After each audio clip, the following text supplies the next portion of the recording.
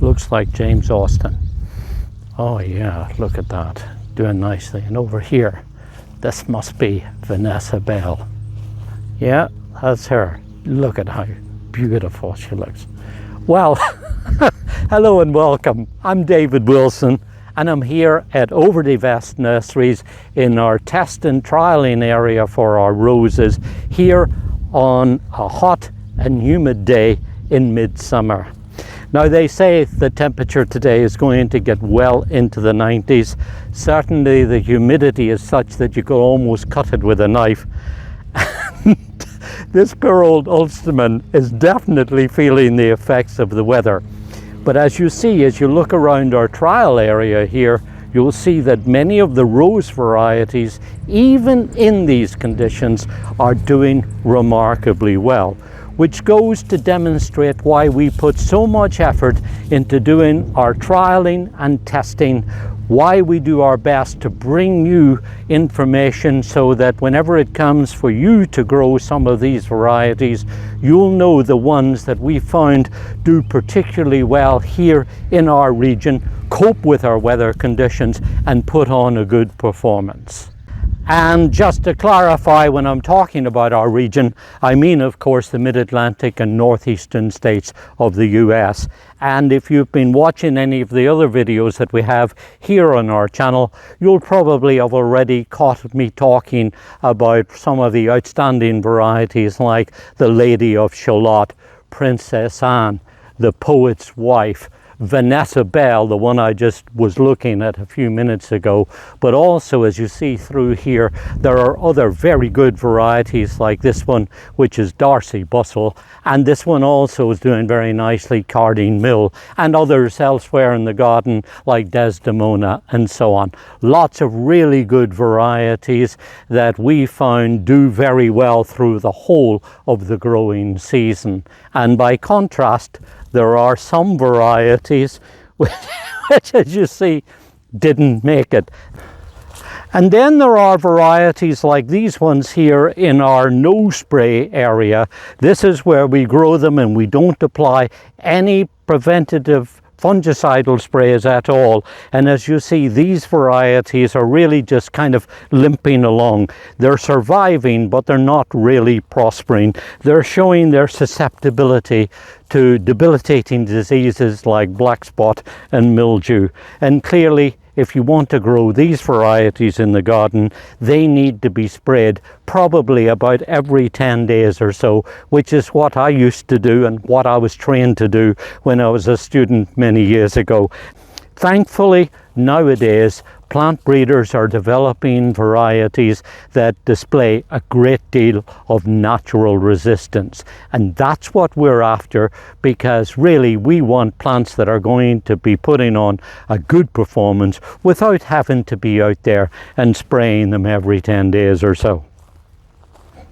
And with that in mind, as you see by this area where we planted out a selection of older traditional varieties, hybrid teas and floribundas, varieties that perhaps our parents and our grandparents might have grown, varieties like Mr. Lincoln and Queen Elizabeth here, which in their day were very popular varieties, but as you see, really in contrast with some of these varieties, really not good performers at all. Obviously, what we're looking for are varieties that provide plenty of color, nice healthy growers that have natural disease resistance, and ones that don't need a lot of fussing and mollycoddling. And a very good example of that is this relatively new introduction from David Austin Roses called Bring Me Sunshine.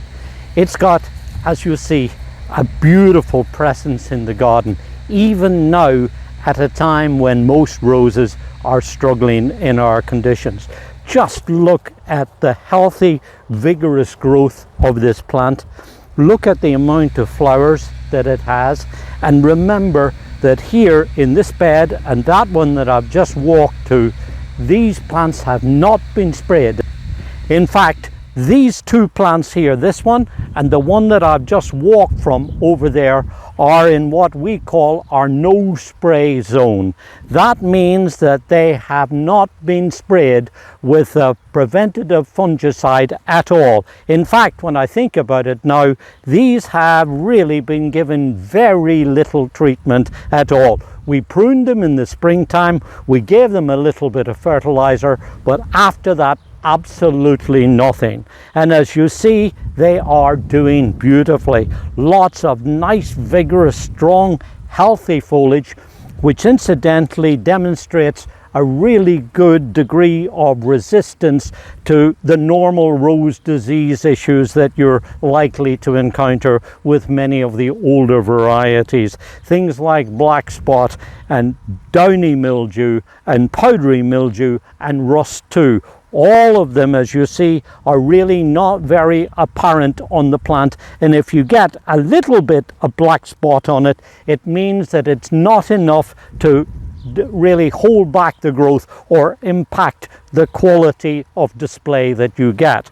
And what I should also mention about this is that these plants have not been deadheaded at all, and in fact they don't even get any form of watering, no irrigation. They are quite literally out here left to their own devices, and then to be able to show off their ability to respond to our growing conditions.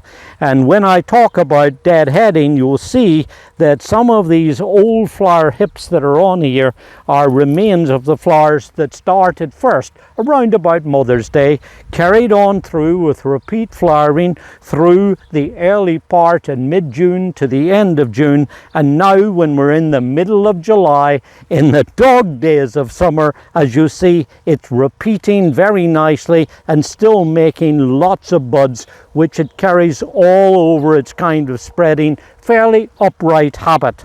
And if you look closely at the buds here, you'll see that some are solitary, but most of them are coming out with 3 and sometimes 5 buds per cluster, which means that then when the flowers open, you get this succession of flowering coming through all the time. And when you look closely at the flowers, you'll see that they open with this kind of deep golden yellow that then peels to a softer yellowy shade with apricot tones. So very, very nice, and especially when you pick them and smell them. And of course this makes a very nice rose for putting into floral arrangements too. You can go through and snip off some of these buds just when they're opening, and they'll make a very nice flower arrangement. But when you smell this lovely fragrance, as well as having all of this beautiful display, you can see that this variety, which is called Bring Me Sunshine, is an outstanding modern day variety which was introduced only in 2022 by David Austin Roses. Now, if you've been watching any of the videos here on our channel, you'll probably recall me talking about several of these varieties. But if you're somebody who's new and hasn't really been to our channel before, can I suggest that you take a little bit of time and scroll through the selection of videos that we offer there, because over the years we've featured several of the best performing varieties here, and you'll be able to get the scoop on those.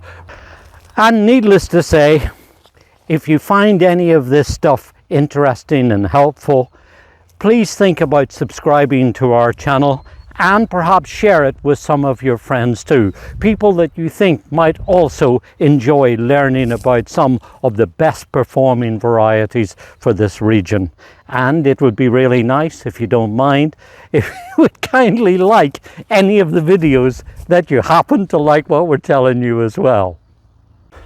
And let me quickly add that the name of this rose, Bring Me Sunshine, brings back very pleasant memories of childhood growing up in the UK. You see, on a weekly basis across our TV screens, we would be entertained by the most wonderful comedy duo called Morecambe and Wise. And they were very talented and absolutely hilarious. and their signature tune, their song and dance routine when they would come on the TV screen would be "Bring Me Sunshine." So it's a wonderful name for a great rose that I hope you'll get a chance to grow and enjoy in your garden too. It's a variety that was bred obviously at David Austin Roses by their lead rose breeder, a man called Carl Bennett. Now Carl had been working at David Austin Roses for some 35 years, working closely, and learned a great deal from David Austin Sr. And after 6 or 7 years, perhaps even 8 years or more of trialing and testing, this lovely variety was introduced, and I would say that it's probably one of the best varieties that Carl had a hand in breeding and developing, and one that, as we know here, does very well in our region, the Mid-Atlantic and Northeastern states. So I hope you get a chance to grow and enjoy it. It's a lovely variety that I think will do very well for you right through the whole of the growing season, from Mother's Day to midsummer and even into the autumn time too. This is David Wilson. Enjoy your gardening. It's good for us, and it's good for our environment too.